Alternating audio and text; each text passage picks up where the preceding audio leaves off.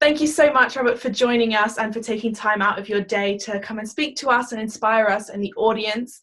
If you're listening and you don't know who Robert Greene is, then he's a New York Times best-selling American author known for his books on strategy, power, and seduction. He has written not one, not two, but 6 international bestsellers, including The 48 Laws of Power, The Art of Seduction, The 33 Strategies on War, The 50th Law, written with 50 Cent, Mystery, and most recently the fabulous The Laws of Human Nature. Some say that he is the #1 modern-day philosopher of our time, with his brilliant works on dissecting the very core of human behaviour. He's also the most quoted leader in Inspired Minds, and we're all super massive fans. And if you don't know what Inspired Minds is, then we're a global community of 54,000 people from across an interdisciplinary background in tech and science. Our founder, Sarah Porter, is the biggest Robert Greene fan, self-proclaimed, but you can attest to that. And as a team, as Inspired Minds, we famously campaigned against Trump when he banned the All Future Girl Afghan robotics team from participating at the Washington Robotics Championship because they were Muslim. And we tackle big issues facing humanity like climate, health, education, and gender inequality head on using emerging technology.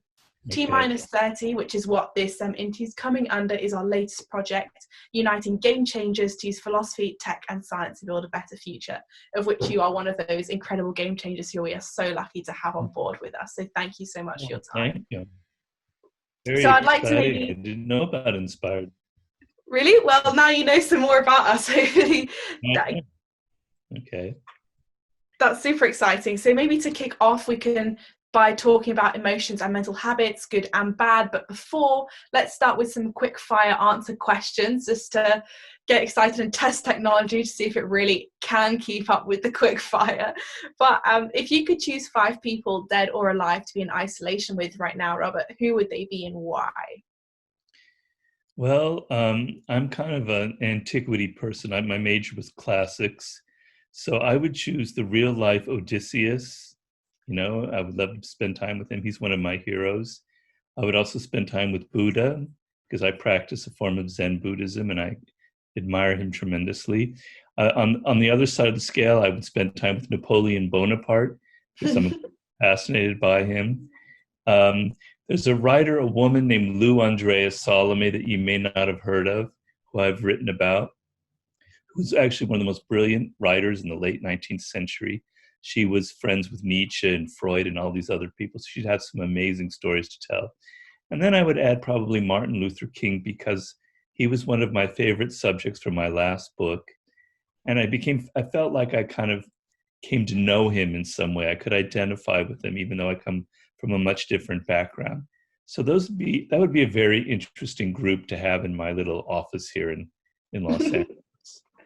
That's definitely a wide range of people who would have some really interesting discussions together. I know that my friend started the Nietzsche Society in Oxford, so having friends of Nietzsche would be super interesting to speak to. It would.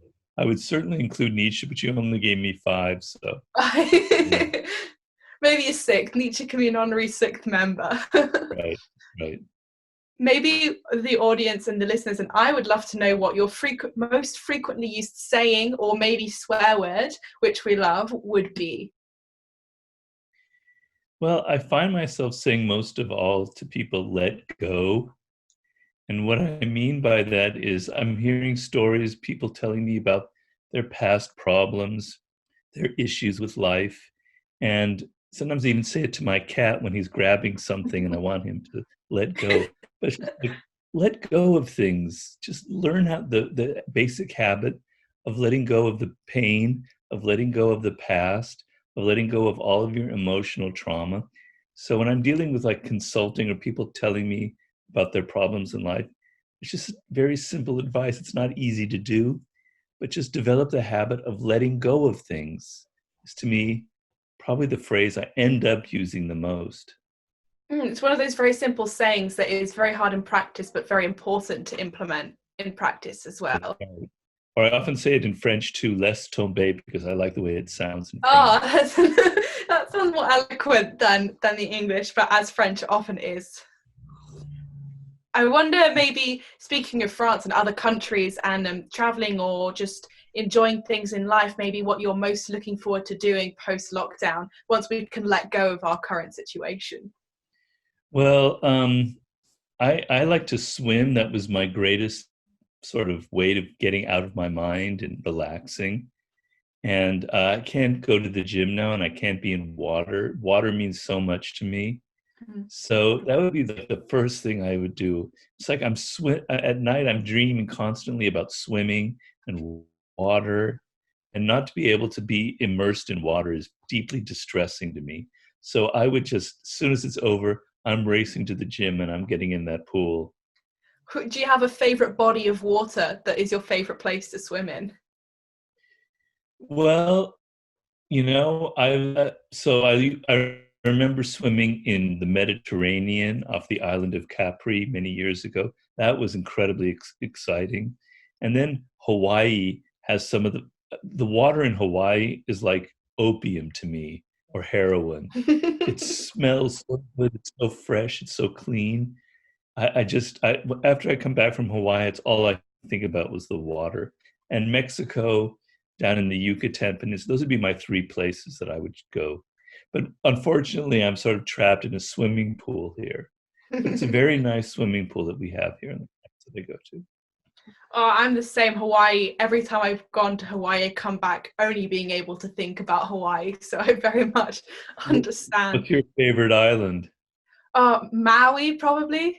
That has the best Oahu. beach. It's Have you just been? so Have you ever been? Have beautiful. you ever been to the Big Island? I have never. That's on my bucket list of places to go. Big Island and Kauai are pretty spectacular. Anyway, we won't go into that now. But Well, it's a good advice to know in the future. Well, maybe if you picture yourself on the beach in Hawaii or back in your office back home, what book are you reading right now and why? well, it's sort of a difficult question for me because I read 2 or 3 books a week because I'm doing research for my next book.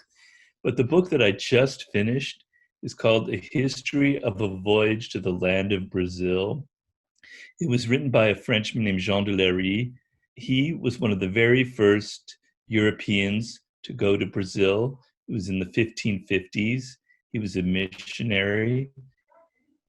And it's a fascinating book. Anthropologists nowadays, like Claude Lévi-Strauss, are quoting it because he was one of the first Europeans there, and he gave an incredibly sympathetic portrait of the indigenous people, which was incredibly unusual. It had a massive inspiration on European culture. So writers like Montaigne, and then in the 18th century, like Jean-Jacques Rousseau. So he created this image of the kind of the indigenous person being almost superior to Western civilization, as if they were more civilized than those in Europe. And it was a fascinating book because, his impressions is like, it's so raw, it's so weird. Nobody else had ever seen like indigenous people before, or had been very rare. So the experience was so jarring. It was a fascinating book. I really enjoyed it. That count is so positive. Like, how does that link into the new book that you're writing? Like, what's that all about? That's so exciting. Well, it's very hard for me to explain the new book. I'm notoriously bad at explaining my future projects. I'm better at writing them. But it's about what I call the sublime. It's sort of something I just touched upon in my last book, In the Laws of Human Nature, particularly in the last chapter on death and confronting your mortality. And sublime are experiences that are very difficult to put into words, that are very overpowering, that take us beyond our usual limits in life. And I believe that it's something extremely missing in our culture. So I feel like people are so mired in their day-to-day, in the banalities of life, they have no sense of the absolute uncanniness, the absolute amazing fact that we're even alive here talking right now. That if you understand where we were 200,000 years ago, to even imagine that I could be talking to you right now on this computer this way is just absolutely unimaginable almost. And so we've lost a sense of that because everything in our lives we take for granted. And so the sublime is also a kind of an encounter with death. I had a near-death experience myself a year and a half ago. I suffered a stroke and I came, very close to dying myself. So it's a book about confronting our mortality and confronting our own limits and going past those limits mentally, psychologically. And this was a man who went to Brazil and he had to confront the limits of his own civilization, his own culture, and realize that there was actually something very different and actually maybe something even better than what he was experiencing in Europe. So that's what excited me about that particular book. But I'm about to start the writing of it, and I read. Usually, it takes me 200-300 books of research before I begin. So I'm reading so many books that it's hard for me to pick out which one is favorite. But that's the one I just read. That's definitely a lot. I hope I totally didn't confuse you about this book. No, that's so interesting. And I think especially relevant at a time like now where we're having to go back to the very basics of appreciating what it even means to just be alive and to appreciate Exactly. like the great privilege we have to be able to exist and to experience and to feel, which is super important. And that's super exciting. And I think really special to be writing about in our book, which like, especially for our founder, Sarah, as well, remind all sounds like a bit of the world, right? That it's important as well. Not at all. Not at all. I would have that tattooed on my arm if I could, but because I almost, literally died about 18 months ago, I don't need a tattoo because it's in here. I have the feeling in my body about what that was like. So that's my memento mori, and it's very powerful. And it's very liberating, actually, to be aware of your mortality, which was the last chapter in the Laws of Human Nature. Yeah, I think so. I think that it's just to have that feeling of living as if it's your last moment is so special. We're always told to live as if like to live our last moments and enjoy everything that we're doing, and sometimes it's hard, but to have that in a tattoo or in your brain as a brain tattoo is liberating and also helps you enjoy, I would assume, enjoy life to the fullest and appreciate it as well, which is so important. And Yeah. not quite like maybe we're not looking necessarily at death or in this particular, but when we're looking at businesses and we're looking at work and we're using what we call fear setting, so thinking about the worst case scenario and working back from that, which is much like death and life, and thinking about where you're going to end up and how you can enjoy it in the present. We like to visualize the worst case and then work back about how we can evade that or avoid it, and to face our fears, but to also appreciate and enjoy. In the current COVID crisis, people young and old, we're all really scared and there's a lot of fear and uncertainty. How would you help people to face this super powerful emotion of fear setting and the worst possible outcome? Well, I write about that a fair amount in the Laws of Human Nature. Fear is a very strange emotion because it's the one emotion that we find in almost most animals, particularly mammals, but even in lizards. And fear was an emotion that was designed to help us survive.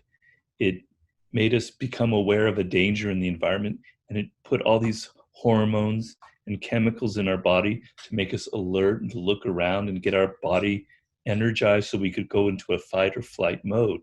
So it's the emotion that creates the most powerful physical effects on us. And it's designed to deal with something immediate in the environment.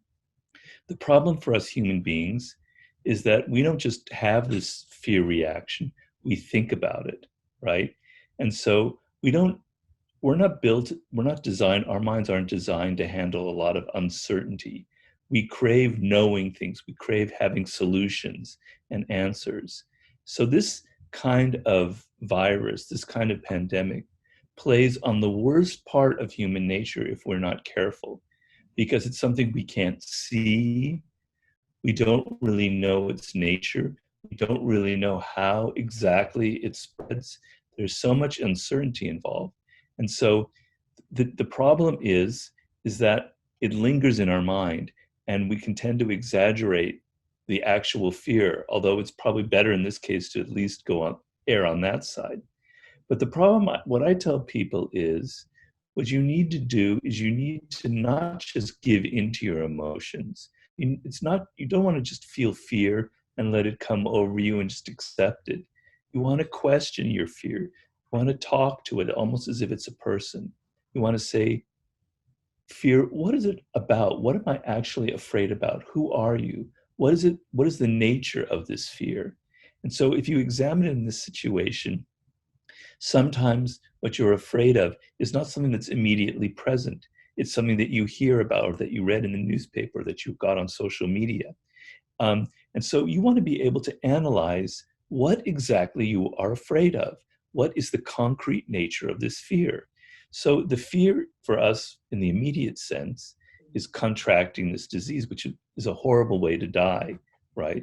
So, if you take the proper precautions as we're told to, and you're doing the social distancing, your chances are fairly good that you're not going to get it.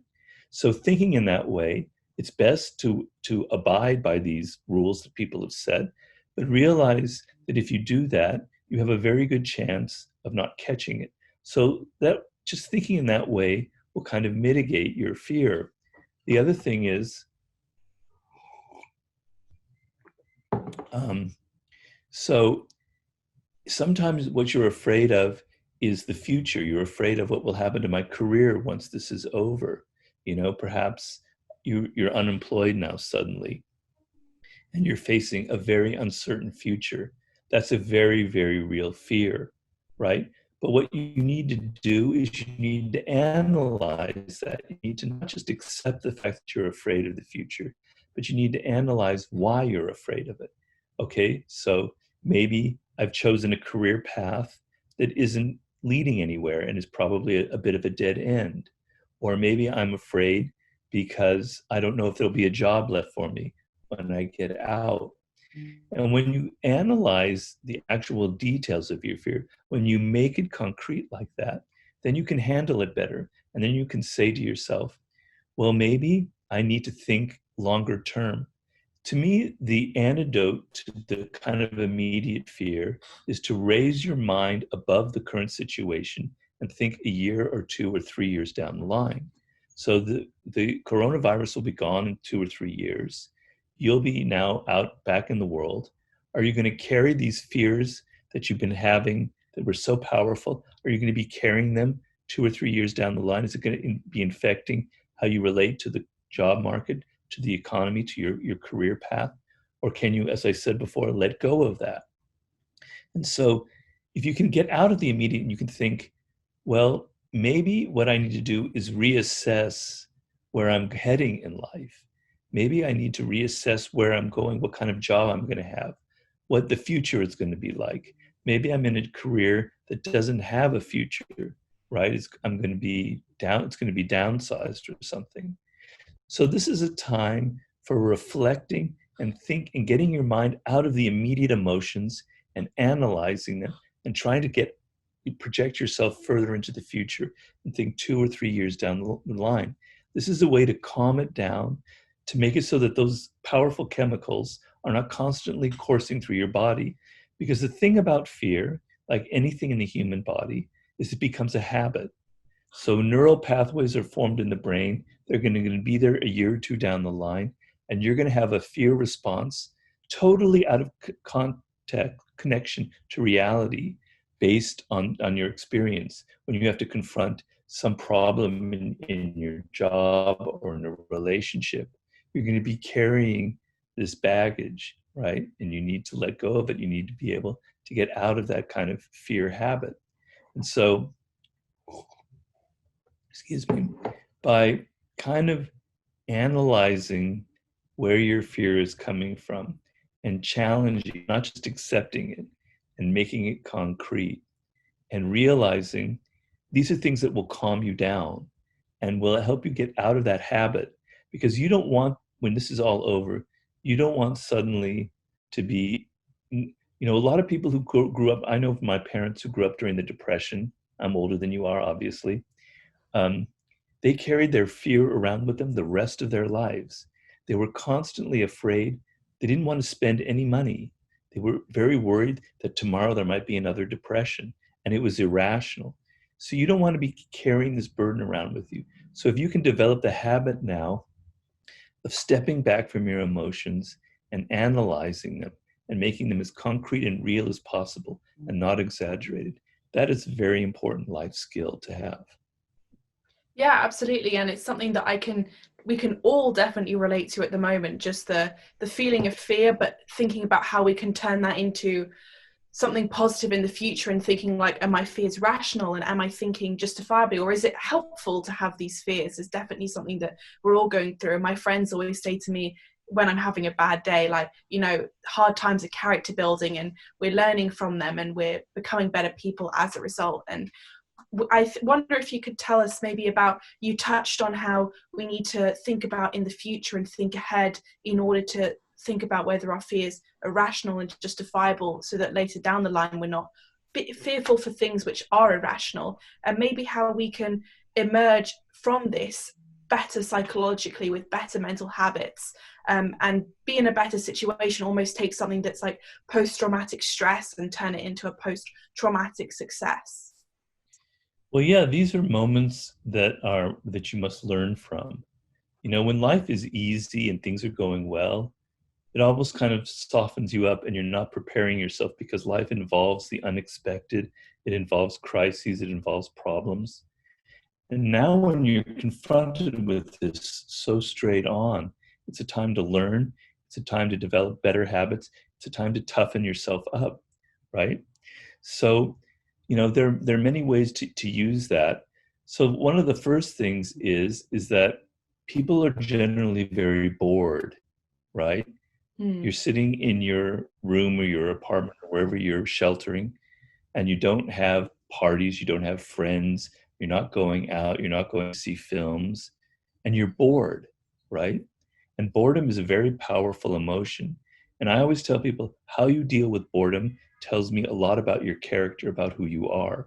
Are you the kind of person that the moment you feel bored, you have to grab for something to entertain you? Do you need something, something on the internet or whatever it is to immediately distract you from your own anxieties? That's a sign to me of weakness. And you're going to be carrying that throughout your life. You won't be able to focus. To master something, I talked about in my book, Mastery. To be able to master a field of any kind, you have to have patience, and you have to be willing, you have to be able to deal with tedium, because, hours and hours of practice in anything can be rather tedious.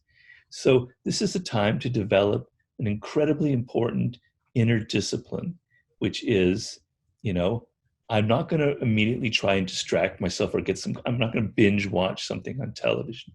Instead, I'm going to take this time to begin writing a journal where I analyze my emotions. I look at myself. I write about what's going on in my life, something that'll be very interesting to look at 5 years from now.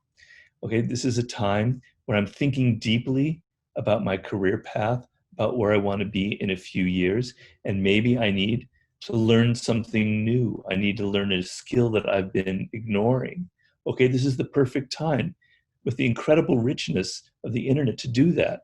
Can you imagine if 20 years ago we had this coronavirus and we didn't really have the internet, and we didn't have Zoom, we didn't have all these ways of communicating? We'd be going absolutely apeshit, right? But now we have the internet, so you can use these riches to learn things and skills that you had been ignoring. The other thing I tell people is read books. Read as many books as you can. Develop the habit of not grabbing for something entertaining, but instead something that's going to enrich your mind. Because the mind is like a soil. You have to feed it, you have to make it rich. And if you feed it with great books and great ideas, it's a bit cliched, but amazing things will come out of that soil. And you have the time now. Don't waste it. Don't give in to boredom. Use this time.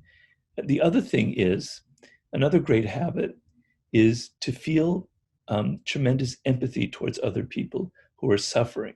So I talk about in Laws of Human Nature how humans are generally self-absorbed, that we're all narcissists. And when we're all sheltering in our little one room, we tend to have a self-pitying attitude. Woe is me. Oh, I'm so miserable. I'm so unhappy. Look at my life. And I want you to use this time to develop the opposite habit of looking at other people who have it much worse than you, of developing a kind of kinship with them, kind of kinship with their suffering and their problems. There are people a lot worse off than you who are unemployed, who are maybe even dying right now. It's also a time for confronting your mortality. You know, this is the last chapter in the Laws of Human Nature. You go around in this bubble, imagining, particularly when you're young, oh man, you know, I've got decades ahead of me. I'm never going to die. You don't say it literally, but you almost are acting as if you're never going to die. And we live in a world where you never have to confront death. You know, I was just reading a biography by a woman who wrote in the 19th century. And by the time she was 10 years old, she had seen 5 people die, some in her house, some in other people, some in the streets. It was a very visceral, real thing. We never, ever see anybody die. We never confront it, right? So we live in this unreal bubble. Now is the time for you to actually think about the very real fact that you could be dead tomorrow. And as we discussed earlier, the sense of urgency that will give you about trying to get what you need through life. I have many more because I did a video in which I was talking about these kinds of skills that you have. But those are just examples of things that you can be working on right now so that you emerge tougher and stronger and better able to handle the crises in life. Yeah, well, that's like so important. The two of the things that I've been working on the most in isolation has been actually keeping a diary and working on reading and trying to take on new skills and stuff, which I think is so important, as you were saying, just to, even if it just means that you're passing the time but feeling productive and feeling positive about 2 or 3 years down the line, and really combining that visualizing into the future with making the most of the time is super important. And I totally agree. And as you often talk about as well, not only is it making the most of the time we have at the moment, but it's also the difference in alive time and dead time.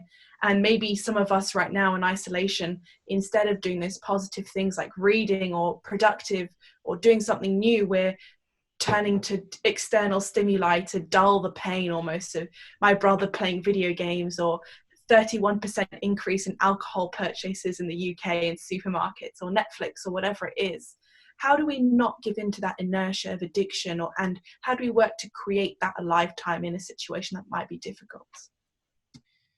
Well, it's not easy, but it's all a matter of a habit. So I tell people that what defines you in life in some ways is your relationship to pleasure, right? And I can almost gauge people who are successful or who are fulfilled in life by their particular relationship to pleasure.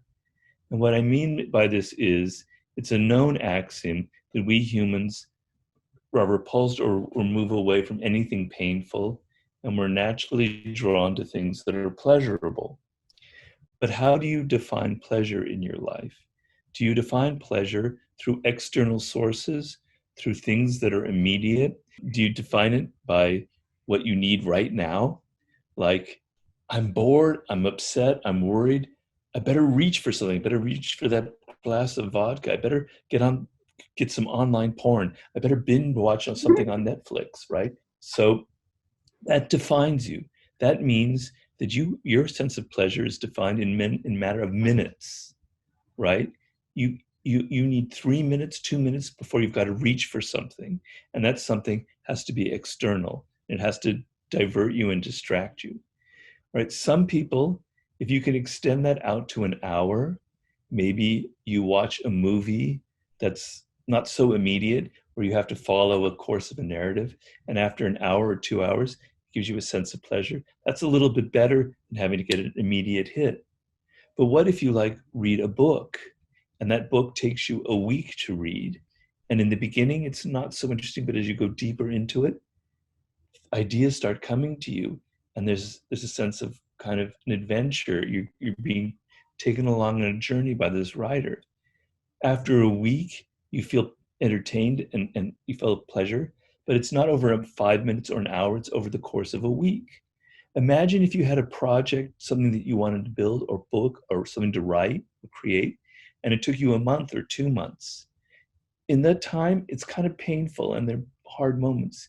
But when it's done, at the end of 2 months, You have a sense of pride in yourself. You have a sense of, I accomplished something.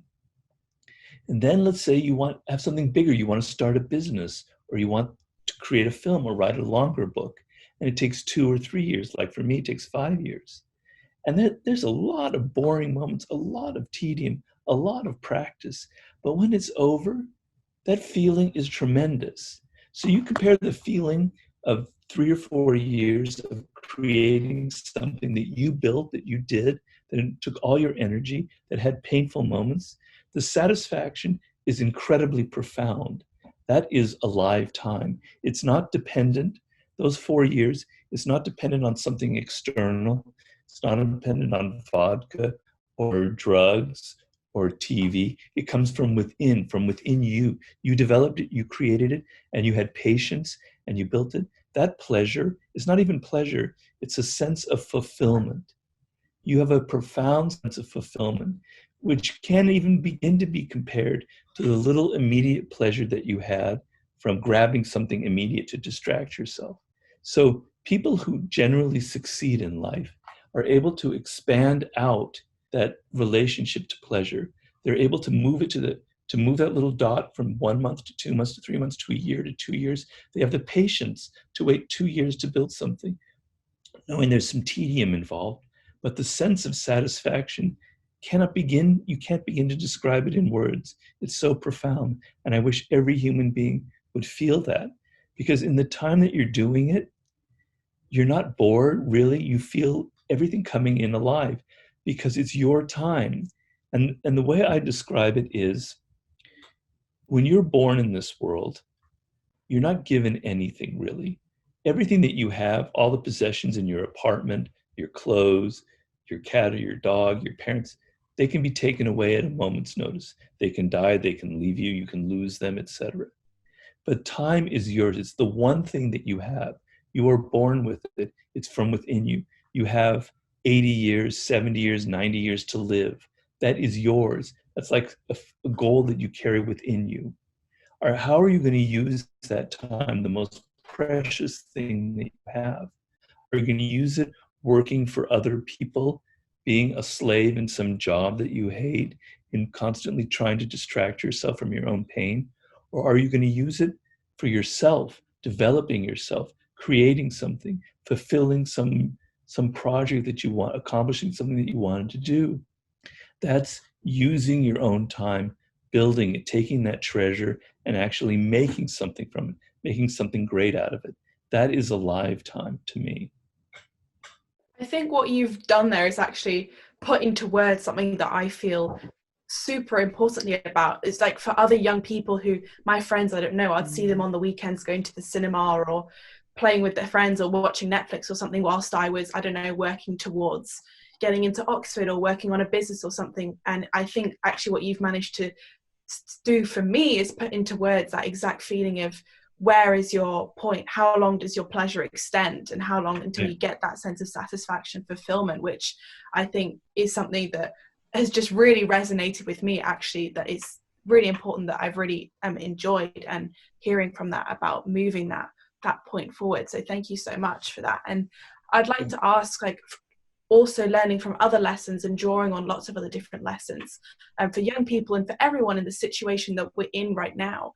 Like Marcus Aurelius, he lived through the plague until it killed him, or Viktor Frankl, who was the author of Man's Search for Meaning, survived through a brutal concentration camp. Seneca was persecuted by leaders until he was forced to commit suicide. And each of them are quoted as saying it's not the situation, but how you choose to react to it. And that's what we've been talking about in making the most of the alive time and making sure that we're using this time productively and to learn new things and to make sure that we're living in the moment. So what else do you think that we can learn from history about what we're experiencing right now? Well, we can learn that these are periods that constantly recur, that we're actually quite privileged in our 21st century world. If you read a lot of history like I do, people lived much shorter lives. Their lives were filled with incredible hardship. People, women were dying in childbirth. Most children didn't live past, you'd read about a woman who had 8 children in the early 1800s, and 6 of them died and 2 of them survived, right? There were incredible amounts of diseases that you could have. Sanitation was pretty non-existent. There was no way, if you were bored, we're talking about boredom, you had no television, no internet, hardly any books. Life was hard, a lot harsher than anything we'll ever experience in life. The world of our grandparents and great-grandparents and great-great-grandparents was a lot tougher than anything we're going through. That's not to discount the fact that there are people now who are genuinely suffering, who've lost a job, and people in third world countries, developing countries.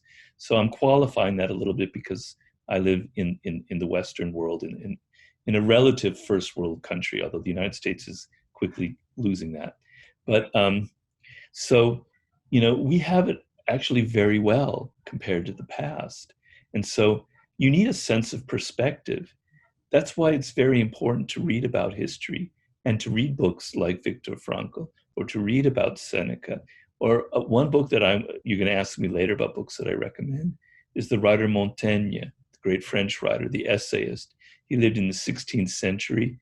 He had to go through the 100 years, I forget which war it was, but then there was the massacre of St. Bartholomew, incredibly brutal, violent times. And then there was the plague that also erupted. And he developed an incredible philosophy out of this. So people who've experienced these things, like Viktor Frankl, they understand that the only kind of freedom that we can have is internal, right? So when you're in a place like that, when circumstances are so terrible, a lot even worse than what we're going through right now, the only real freedom you can have is from within. And so Viktor Frankl is a great example because he was in a concentration camp. I think it was Auschwitz, but I don't remember which one. And he determined that the only way to survive something like that was to maintain some kind of inner purpose, like some sort of connection to what was meaningful in your life. So when I get out of this concentration camp, I'm going to write this book. And he memorized the book that he was going to write while he was in the concentration camp. And that gave him a meaning and a sense of purpose, and it helped him survive. So when you read books like that by Viktor Frankl or Seneca or Marcus Aurelius or all these people that we've been talking about, they teach you the fact that you need to have kind of something that's guiding you, that's beyond this particular moment. I talked about it earlier, your sense of thinking longer term, but it's also about having a sense of meaning and a sense of purpose in your life. So if you feel like, there's no real reason why I exist, why I, Joanna, am here on this planet. I don't really know why, it's not clear to me. Well, in the present moment, while you're suffering, like we're all suffering, it's going to be very difficult for you to ever get your life together once you're out of it. But if you have a sense of, no, I was meant to be, I don't know for you personally, but I was meant to start a great business or to create this foundation that's going to help the world in some way. And if you focus on that, then it makes everything in the present time so much easier to deal with. And that's internal freedom. So you might think that you're confined in your room, but you're not confined. Your mind is not confined. Your mind is free. Your mind can relate to these circumstances in a way that turns it into a positive. This is a moment where I can develop true skills, where I can figure out what the best path in life is moving forward, where I can confront my mortality. And that is a way to liberate yourself from these circumstances. So these people teach us, the main thing they teach us is that the real freedom that we all crave, comes from within. And if you develop that now in these circumstances, in 3 or 4 years, you're going to face personally another crisis in a relationship or in a business, some kind of failure, some kind of deep problem. If you've developed this ability to feel free and to be able to relate to it in a way that's, positive and life affirming, that's a skill that you'll carry with you for the rest of your life. So that's, to me, the main lesson that these people teach us, who I'm maintain lived in far worse circumstances than anything we're experiencing right now. I agree. I think it's so difficult, us right now, living through what might be the worst time for us, to think about how people before us suffered so much worse and so much harsher conditions and circumstances, and they've taught us such valuable lessons that we can use to make our time easier. They've gone through such suffering in order to tell us what I think is so beautiful, like such a beautiful thought, that our mind is free even if we're confined to our room.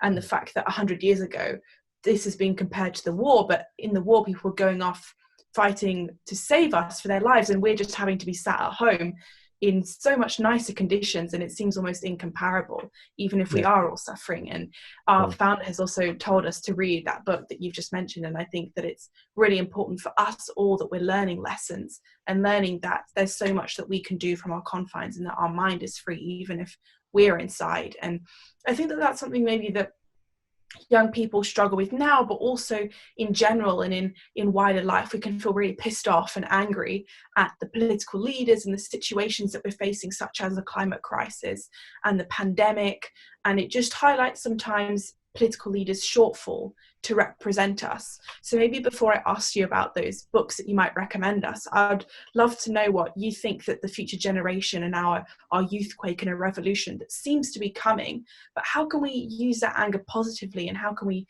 use our minds freely within this time, or in general, to make that movement and to make change? Or should we just be accepting the leadership as it is? No, definitely not. Because young people, particularly Generation Y and also millennials, you're getting a really, really raw deal. And you should be angry, and your anger is justified. And there are two forms of anger. There's passive anger and there's active anger. And in my book on Laws of Human Nature, I have a chapter on leaders and authority. And I maintain that it's human nature to always feel ambivalent about your leaders. One side of you might like them, but the other side of you still, you kind of hate them and resent them. And thousands of years ago, after a couple of years, a lot of tribes would take their leader and they would literally kill him, and then find somebody else. So it's very natural for us to feel a kind of resentment over leaders. But what happens in modern times is that resentment, that anger is very passive. People don't vote. There's no kind of movement. There's no kind of actually getting together with people of your own age and creating something new, or even having a revolution. It's all very passive. And when anger is passive, you tend to internalize it. You tend to feel angry about yourself. You tend to doubt yourself. And it's a very negative kind of emotion. And finally, we live in a time where people should say, I've had enough. This is not acceptable. It is not acceptable to have a leader like the moron that we have in the White House right now, who doesn't believe in climate change. That person is a criminal. He is a war criminal. He should be put in prison. That is this is not acceptable fate. This is not acceptable circumstances for us. We should not have to deal with all of the waste in this world.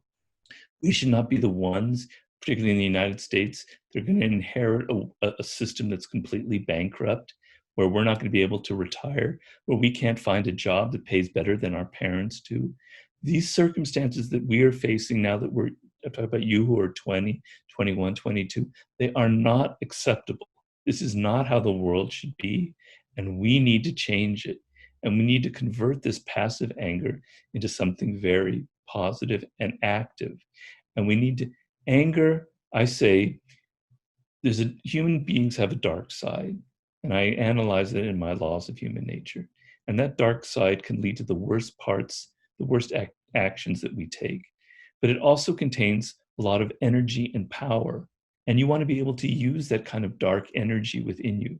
And the way to use it is to put it towards a cause, to feel like there's something unjust in this world that we have to change, and to pour all of your energy into it, and to feel that anger and not be ashamed of it, not be embarrassed about it, because it's a positive sign. It means you're not going to accept the circumstances that are being foisted upon you by an older generation that has lived a comfortable life and is kind of living off the fat of the land and screwing you.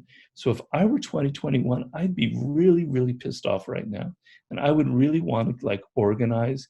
I would really want to change this world. I often feel, I mean, I don't know if I'm going too far, but like in the United States, we need a second revolution. We need something really drastic. This is a system that's not working for even people my age, particularly for younger people. So this sense of we're a part of a generation now that needs to change this world. So in my last book, I have a chapter on generations and the whole pattern of generations. And people who studied it show that there's kind of 4 different kinds of generations. One is the revolutionary generation. The one that follows it is a generation that kind of consolidates what the revolutionary generation did. The third generation is one that's kind of conservative and is sort of lost sense of why they're there, and everything is kind of dogmatic and rigid. And the fourth generation is like chaos, and things are falling apart. And that leads to the revolutionary generation. So we've gone through the chaotic generation. I believe the millennials had that, where there's no real values, there's no real foundation. We all kind of feel lost. Like, what is the world supposed to be? And now the table has been set for a revolutionary generation that's going to create something new, that's going to create a new system of values, that's going to deal with things like global warming. It's going to finally deal with insane inequalities in wealth in this world, and you're going to change it. So, you know, I'm just trying to say, the last thing I'll say is, don't be afraid of that anger. Use it. It's incredibly necessary right now, because if young people become passive and sort of accept this and apathetic, I will get so angry. I will feel like you wasted this moment. This is your moment to kind of seize the stage. So that's what I. Yeah, absolutely. I completely, as it was saying about using the anger for good and not being passive with it, but also take over and using that and making a revolution and doing something on behalf of all of the generations who need us and to come. And that's exactly what we're trying to do with T-minus. And it's so good to see you as someone who shares all those ideologies and really resonates with that and believes in what we're doing as well and is part of that mission. And that's super important for us as a generation. And maybe as a sort of a final telling us of advice and of sharing about how we can harness that anger and how we can move towards that revolution or that better world that's coming next. And if we're already taking for granted, or we're already assuming that the laws of human nature and all of your other books are already on our reading list, what other books might you recommend to us and the other generation that we should be reading right now, not only to help us through this and the pandemic at the moment, but seize that anger and use it for good in the future and really combine that with T-minus and everything else that we're looking to do in our revolution? What should we be reading? Well, I didn't really think of it in terms of how to use your anger. That's a different way of approaching it. I'd have to, there are books that kind of, I know when I was younger, helped mobilize me in that direction. I'm trying to think of what they would be. Whatever books you think what books you think we should be reading for whatever reason, really. Well, you should be reading Man's Search for Meaning for sure. I highly recommend it, by Viktor Frankl. I also read a book recently that I really, really, really enjoyed. It's not, well, it's obviously in English, you can find it there. It's called The Sun Does Shine. It's by a man, I think his name is Anthony Ray Hinton, something like that. He was a young African-American who was arrested in the, I believe, early 80s for a crime he did not commit. And he was found guilty and he was sentenced to death. And he lived on death row for over 30 years, knowing he was innocent, knowing at any moment they were going to execute him. And his journey towards liberating himself from within, like we were talking about, to accepting his fate and finding a way to he felt incredible anger at the injustice of the system. And if you read the book, you will feel incredible anger at the American penal system as well. And he found a way to channel all of that anger into something very constructive. And eventually he was exonerated and set free after 35 years of being on death row, and he survived with his sanity and his humanity. I found an incredibly powerful book. I'm thinking of the autobiography of Malcolm X, which had a big impact on me when I was younger. That was a book that also dealt with kind of an anger about the world and how he was also in prison. It's a very similar book, and how he used the prison library to educate himself and find a way to channel that anger into something productive. Man, I don't know. Then some books on philosophy to kind of root yourself in some of the things we've been talking about. So I highly recommend that 16th century writer Montaigne, his essays, the French writer. He's an incredible writer, and he will help you sort of get control of your own emotions. And I wasn't prepared to answer it in this way, but those are some of the books that I was thinking. I know something great will come to me the moment I'm trying to think of what I read when I was younger that kind of motivated my sense of anger. I don't know. Well, Maybe I'll email it to you and yes, please do. Something that we've really enjoyed reading is The Obstacle is the Way by Ryan Holiday, and all those sorts of things. And I mean, the more suggestions, the better. So anything that you have all the time, send it or email it. Well, Ryan used to be my apprentice, right? Absolutely. Well, that's why we enjoy it so much. I also recommend the essays of Ralph Waldo Emerson, an American philosopher who is a favorite of Nietzsche. And anything by Nietzsche, of course, he's like my idol. So any of his books would be good. I don't know. I know something great will come to me. I'm so frustrated right now. Something great always comes. Something great always comes. Well, yeah, those have all been really great suggestions as well that are really... Okay. That's good to hear. Scratching my brain. Oh, that's fine to keep scratching, but I'm also kind of getting a little bit tired, so my brain isn't functioning so well. Oh, well, if you think of something in your brilliant moment, which is always going to happen as soon as you switch it off, it's going to come, then you can always email it, and we'll be sure to include it and share it, because I know that everyone will so love to hear it. Just read anybody who organized any kind of, okay, so for your situation like I'm talking about, for creating change in the world, I'm somebody who writes a lot about strategy. There's one really good book on that level called Rules for Radicals by Saul Alinsky. I don't know if you've heard of it. I haven't, but I love the title. It's not really, it's not as radical as you think. It's a very practical book about how to organize things. He was a community organizer in Chicago in the 50s and 60s. He had a huge impact on anybody who's worked in that world. And he was a really interesting thinker. He's going to show you how to organize a group to actually create change in this world. So that's brilliant. And making change in the world is exactly what we care about, what we want to do when we want to be on board, and that's exactly what T-minus is about. And we hope that you'll consider being an ambassador with us and really help us on that journey to make T-minus. Anytime. Oh, that's so brilliant to hear. We need exactly people like you, brilliant minds and authors and writers and contributors. So we'd be so happy to have you on board as an ambassador. We also need younger people desperately, because you're the ones that kind of generate actual culture and change in this world. So we learn from all of the wise minds, and then we take the energy and the anger and we implement everything that we've been taught. So it's so brilliant to have both sides. And thank you so much for your time and all of your really valuable lessons. I think this is possibly the best interview that I've ever sat through, and I've learned so much for this situation and for life beyond. No, but thank you again so much for your time and for all the valuable contributions, and hopefully we'll be able to move forward with T-minus and all of the wonderful things to have that revolution that we've been talking about. So Okay. thank you so much. Oh, you're very welcome. You're very welcome.